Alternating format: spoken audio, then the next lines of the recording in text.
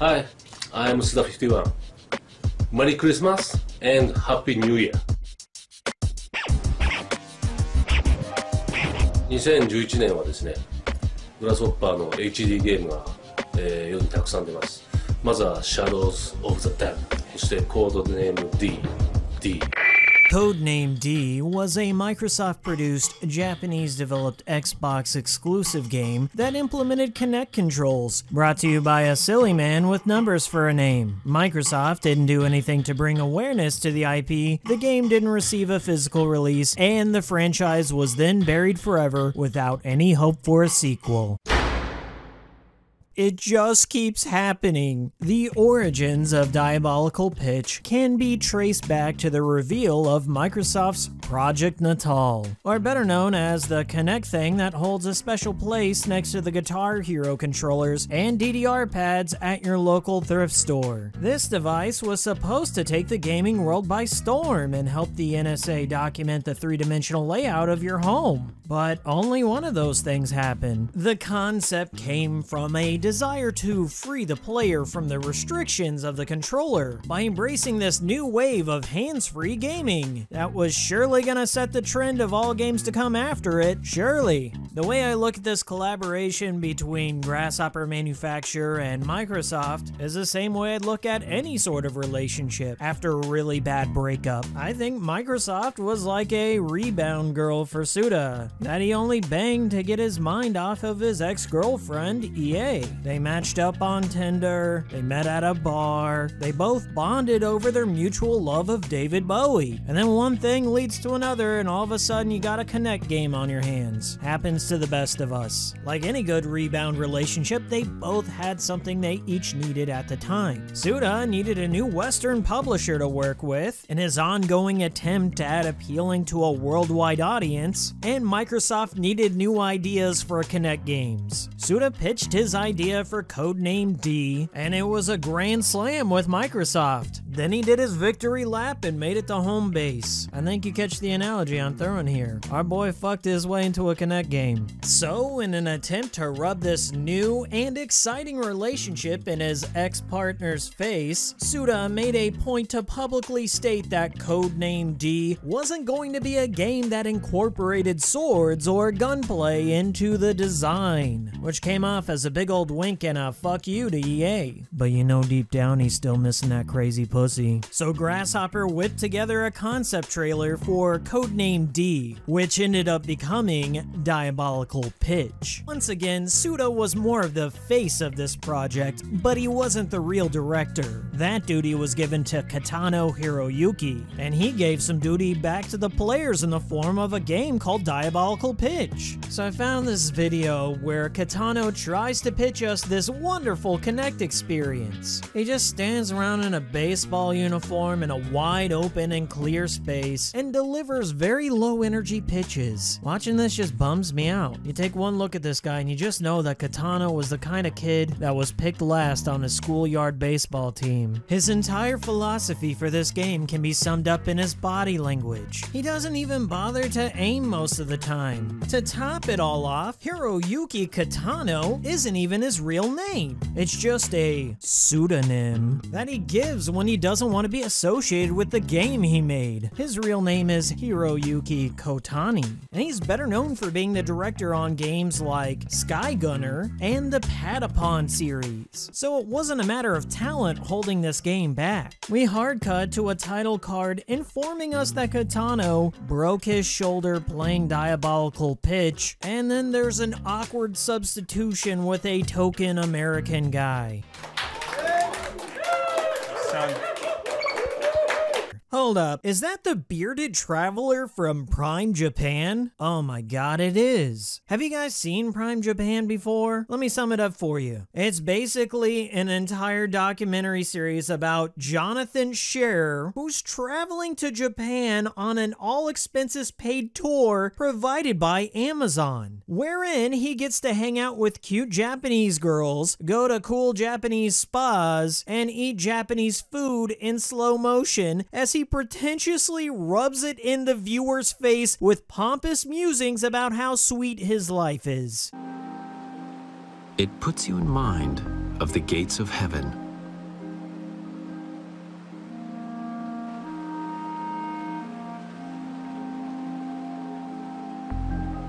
Ah, it feels so relaxing. God damn it, he's living the life I want. And if you think I'm being hyperbolic here, check out the only review of this show on IMDb. 6 out of 10. Beautiful imagery of a beautiful nation. Narration is a lot of one-line deliveries, delivered slowly and in tone meant to sound profound, yet are very simple statements confirming the food tastes good, etc. Love Japan, but might need to turn the sound off when the narrator speaks. Also, we see scenes frozen on the narrator's face as he stares at a plant, etc. Very weird. These flowers speak to the heart. Then they bring in some Gaijin model to demonstrate the multiplayer aspects. And even with the director sitting next to them and explaining how the game works, they still look somewhat confused. Just look what happens when they try to perform the Union Ball. Another time to Union ball. That's a union ball. One more time. Here. Okay. Oh, it was awesome. It's awesome. All right. Hey Katano, instead of just sitting around there, why don't you bust out a notepad so you can address this very common and obvious problem in the multiplayer? So just when you think this demonstration couldn't get any worse for the average consumer looking to buy a copy of Diabolical Pitch, out strolls Miki Yamaguchi, the producer and one of Japan's very few male porn actors, to warn us about how much Diabolical Pitch will fuck up your shoulder. You get your shoulder sore sometimes. So please take breaks while you play. I recommend, taking a break at each area. Be careful with your shoulder. Look, I'm no businessman here, but it's probably not advisable to close the pitch of your video game with the implication that the player might want to buy some Bengay and double check their medical coverage before playing this. I'm just saying. So, Diabolical Pitch is a game that was released exclusively to the Xbox Live Marketplace for the low price of $9.99. This time the price does indeed reflect the quality of the overall game, but it's not all bad, and it's not all good either. So I called the only friend I had that would be open to playing a Kinect-exclusive Grasshopper title, my friend Mark, who flew in all the way from Seattle, and boy, are his arms about to get tired. Here we go. Diabolical Pitch stars McAllister, who pitches for Santa Destroys Red Tigers baseball team. He's player number 51. You see what they did there? McAllister severely injures his pitching shoulder during the big game and is forced into retirement. And no, the irony of this situation has not yet dawned upon Mark and myself at this point. At home, McAllister angrily browses the internet and happens upon an advertisement for Queen Christine's Dreamland, which promises to grant any wish you desire. McAllister pontificates, "What a joke. Your dreams will come true?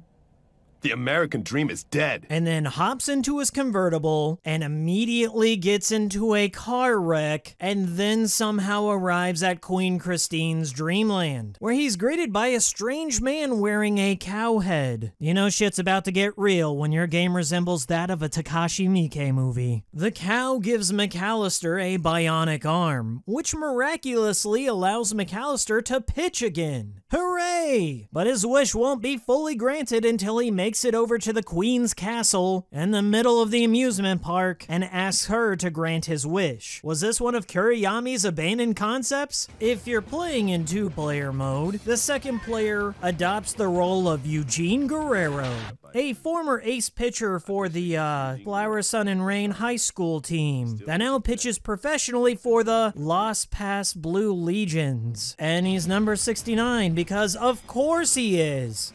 Look, it's never explained why Eugene is also at the amusement park, and his existence could be chalked up to just being a figment of McAllister's dream. Sure, why not? Both characters play exactly the same for the most part. So the boys are facing off against a legion of murderous animal mascots with only the power of baseball on their side. To aim, you move your left hand, which stands as your glove, and then you pitch with your right hand. Or you just flail your arm around aimlessly, it's entirely up to you. If you hover over an enemy's head with your target reticle, it will lock on for a headshot, which does far more damage than a standard pitch, and it's key to fighting some bosses.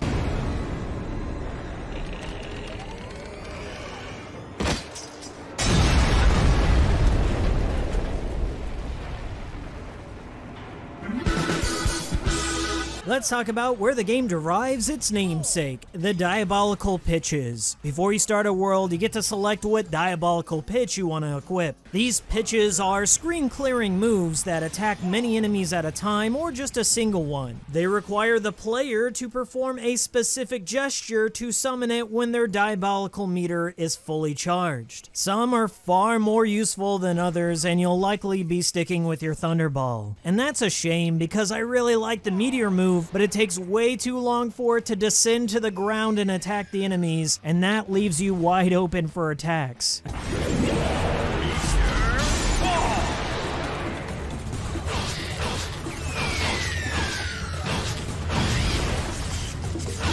I guess you could always kick them. There's no denying it, Diabolical Pitch isn't a game for people of all body types or physical health. The game requires a lot of movement, and we're not just talking about arms here. The game will require you to bend over to duck or jump up to dodge enemy attacks. And to be fair, the game does warn you to take frequent breaks. So please take breaks while you play.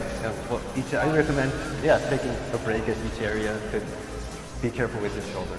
I was still sore for 3 days after having beat this. A lot of the frustration comes from the Kinect not tracking your movements accurately, and I'm still not sure if this is a hardware or software-based problem. A frequent annoyance that happens comes when it's time to do a Union Ball, which requires both players to perform some sort of fusion dance to activate a dual Diabolical Pitch, which is the ultimate attack in the game. It never works as it should. Refer back to these guys. The glitchiness of the gestures is quite disappointing, because if they were refined a little bit more, I would be more than willing to recommend this game, because there are some fun aspects to it. However, the experience isn't just mired by gestural flaws, but technical ones as well. Besides the regular problems, there was an exception where the game soft-locked on us, and it refused to load the next area, so we just had to stand around awkwardly. Then a couple of levels later, the game speed cut in half for some reason, making the entire game play out in slow motion. There wasn't any way for us to reset the level at this point, so we had to painfully finish it out or reset the Xbox. Guess which one we chose? It took a normal 5-minute level and turned it into 15. Diabolical charge!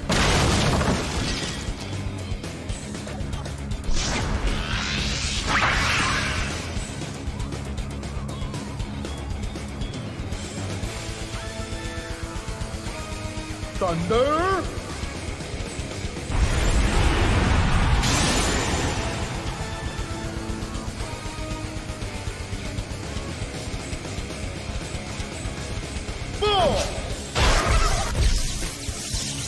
So most of the game is frenetic chaos. You throw balls, you hit shit, you build up a score through combos or attacking the various slot machine icons, which also earn you Diabolical Pitch charge. You earn money from each stage that can be spent on baseball cards. Cards will give you either new special moves, perks, or upgrades to your characters. So this takes Diabolical Pitch from a typical shooting gallery carnival game to somewhat of a basic action RPG. And for the life of me, with all the glaring technical flaws and shoddy Kinect motion controls, I should honestly hate this game, but I can't. It's kind of fun. Sure, the game is really exhausting to play, both mentally and physically, and you never really feel responsible for all the kills with all the aim assist going on, but at the end of the day, it's just kind of a stupid $10 game that you play in a weekend with a friend, and then you look at it years later thinking, man, that was kind of a fun time. Alright, so in the final act, McAllister makes it to Castle World, and he's greeted by the Queen Christine, who wants to know what McAllister's Kokoro wishes. He tells her that he just wants his arm back, and then she says that's a boring wish, and I concur. Then he's like, whatever, I'll do it myself. Then she's like, okay. Then he's like, well, alright then. Then he doesn't do it himself and continues into the castle. So you go through a boss rush mode, you fight all the different enemies, and you try to dodge Christine Christine's arm swipes, but she's way too fast and you'll likely get hit. This finally amounts to the final showdown with Queen Christine,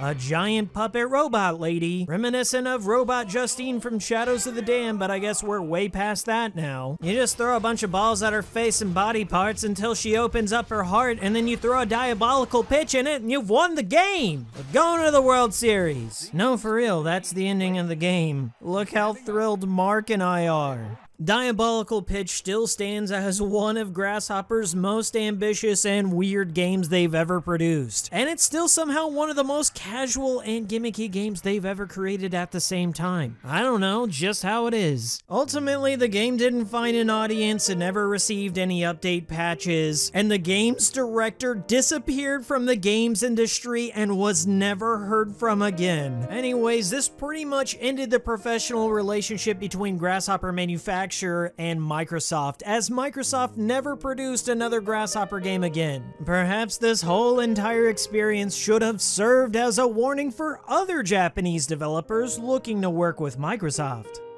If only.